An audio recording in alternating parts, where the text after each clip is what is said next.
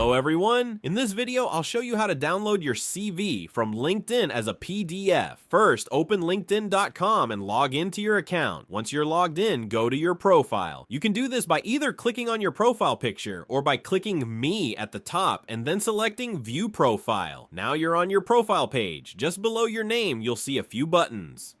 Open to, Add Profile Section, and More.